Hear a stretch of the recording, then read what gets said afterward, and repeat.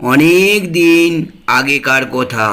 একটি জঙ্গলে এক গাছে একটি সারস বাস করত। তার গায়ের রং ছিল সাদা। তার ঠোঁটটি ছিল একদম লম্বা ও সরু, আর পা দুটি ছিল খুব লম্বা। তার থেকে সবচেয়ে বেশি সুন্দর যেটি ছিল সেটি ছিল তার মন। অন্যদিকে গাছটির ঠিক উল্টো দিকে একটি গুহার পিছনে বাস করত একটি দুষ্টু শিয়াল। তার মনটি ছিল একদম জটিল। তার মনের মধ্যে ছিল শুধুই জিলেপির প্যাঁচ। দীর্ঘদিন বসবাস করতে করতে ওদের দুজনের মধ্যে খুব ভালো বন্ধুত্ব হয়ে উঠেছিল। সময় পেলে তারা গল্পগুজব করত। এইরকম এক শীতের দুপুরে সূর্য লতা পাতার ফাঁক দিয়ে উঁকি মারছে।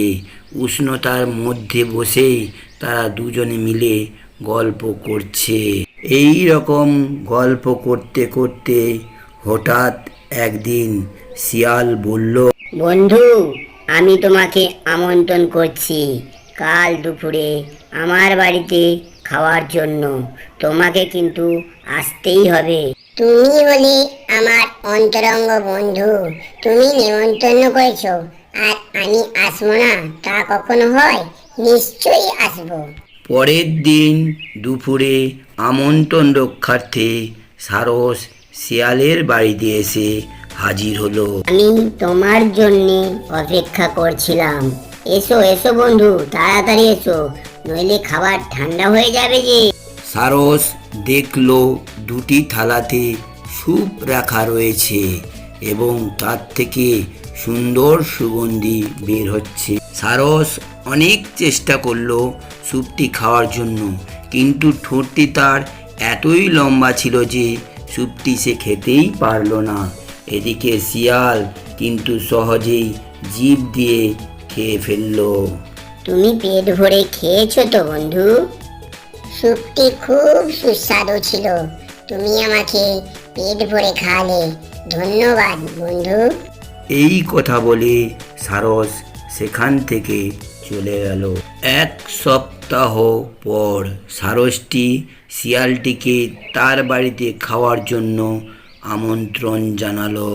বন্ধু, তুমি আমাকে তোমার বাড়িতে আমন্ত্রণ করে খাইয়েছো, তাই আমারও ইচ্ছা আমি তোমাকে কালকে রান্না করে খাওয়াবো। কাল দুপুরে কিন্তু তোমার আমার বাড়িতে আসা চাই। আমি অবশ্যই আসবো বন্ধু। যথারীতি পরের দিন শিয়াল বকের বাড়িতে এসে হাজির হলো। সারস তখন রান্না তৈরি করে শিয়ালের আসার অপেক্ষা করছিল। বন্ধু, খেয়ে নাও।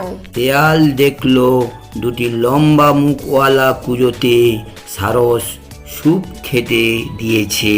সারস খুব সহজেই তার লম্বা ঠোঁট দিয়ে স্যুপটি খেয়ে নিল, কিন্তু শিয়ালের মুখ কুঁজোর ভেতরে পৌঁছালো না।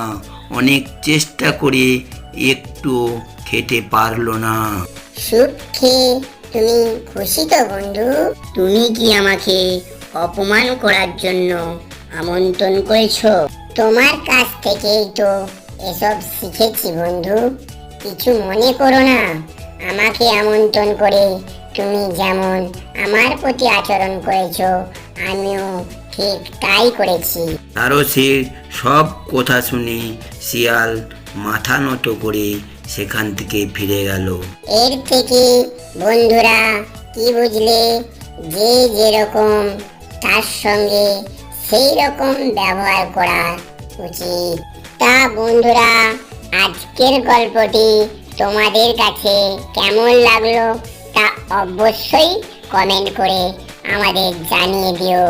হ্যাঁ, যারা এখনো আমাদের চ্যানেলটিকে সাবস্ক্রাইব করনি তারা অবশ্যই চ্যানেলটিকে সাবস্ক্রাইব করে পাশে থাকা বেল আইকনটি অন করে দাও। আবারও দেখা হচ্ছে পরবর্তী কোনো ভিডিওতে। ধন্যবাদ।